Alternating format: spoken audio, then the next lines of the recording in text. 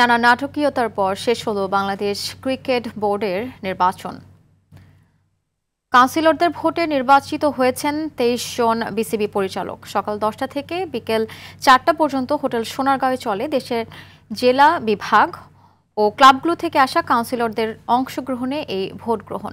সশরীরের পাশাপাশি অনলাইনেও ছিল ভোটাধিকার প্রয়োগের সুযোগ।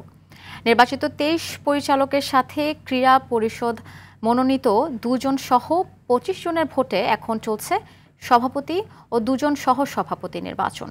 রাফি আমিনের রিপোর্টে বিস্তারিত। সকাল থেকেই ভোট কেন্দ্রে উৎসবমুখর পরিবেশ। তবে তামিম ইকবাল সহ ২০ প্রার্থী আগেই নাম প্রত্যাহার করায় উত্তেজনার কমতি ছিল। এর মধ্যেই একে একে আসতে থাকেন কাউন্সিলর ও প্রার্থীরা। ভোটও শুরু হয় নির্ধারিত সময়ে সকাল ১০টায়। এদিন ক্যাটাগরি এ থেকে ১০ প্রতিদ্বন্দ্বীর ৮ জন আগে নির্বাচিত হয়ে যাওয়ায় ছিল না জেলা ও বিভাগীয় ক্যাটাগরি নিয়ে কোনো উত্তেজনা। এর মধ্যেই উপস্থিত হন বিনা প্রতিদ্বন্দ্বিতায় বোর্ড পরিচালক নির্বাচিত হওয়া আমিনুল ইসলাম বুলবুল। জানালেন নির্বাচন নিয়ে নিজের অভিজ্ঞতা। এরপর সাবেক ক্রিকেটারদের মিলন মেলায় রূপ নেয় ভোট কেন্দ্র। ক্যাটাগরি ৩ থেকে নির্বাচন করা জাবেদ ওমর বেলিমের চাওয়া জয় পরাজয় নয়, ক্রিকেটের উন্নতি। বেলা ২:৩০টায় ভোট দিতে আসেন সাবেক বোর্ড প্রেসিডেন্ট ফারুক আহমেদ। নির্বাচন নিয়ে তিনিও বলেন কথা।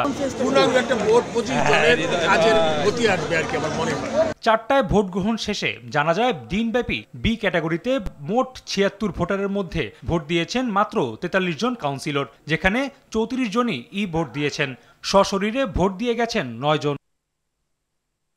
এদিকে সি ক্যাটাগরিতে ৪৫ জনের মধ্যে ৪২ জনের ভোট কাস্ট হয়েছে। ৫ জন দিয়েছেন ই ভোট এবং ৩৭ জন সশরীরে ভোট দিয়েছেন।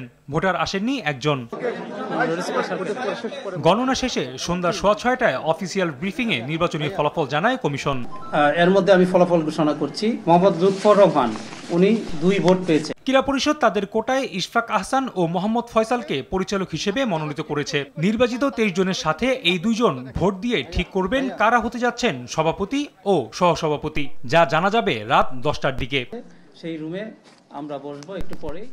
রাফি আমিন, RTV, ঢাকা।